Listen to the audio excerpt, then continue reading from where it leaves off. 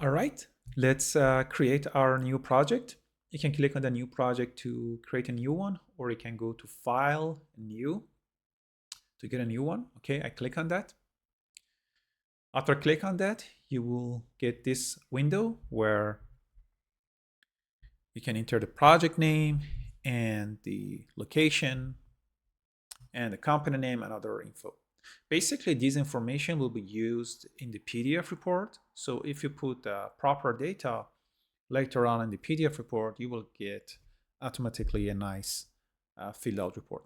Okay, for this flight, I had a flight in the sewerage system, so I put sewerage.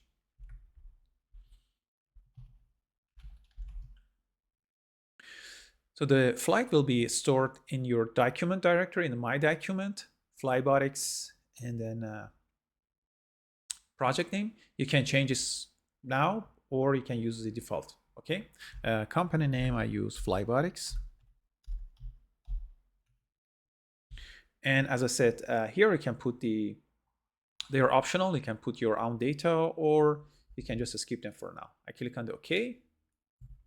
Okay, anytime you need to change them, you can get back to project properties, and you will get this data again.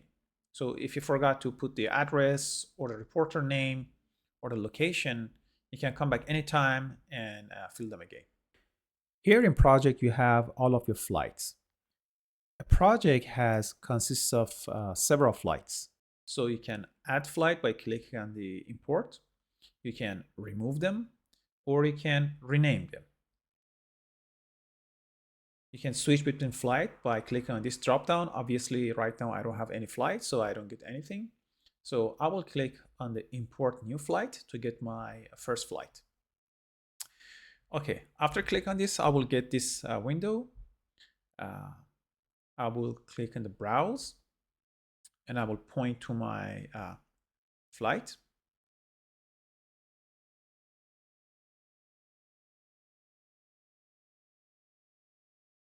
Okay, if everything is fine with your flight, if the video is there, the infrared is there, and the point cloud is there, you will see all of this light will be green, and in this window will automatically play your video.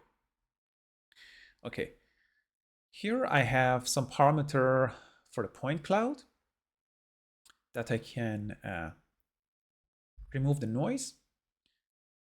I will explain them in the next video, how to properly, what do they mean and how can I use them. Okay, one important note is this checkbox here, copy flight files into the project directory. Basically, after the flight, all the data are on the SD card, and when you import your flight, if you leave this checkbox, anytime you want to work with your project, you will still need your SD card. So if you want to have completely independent data, we recommend you to click on this checkbox and copy the entire flight, not only the video file, but the infrared, flight logs, and everything comes with the project directly into your imported project.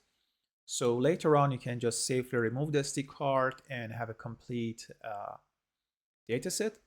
But in the case you have lack of space, maybe you can leave this unchecked and use your SD card anytime you need to work with your project.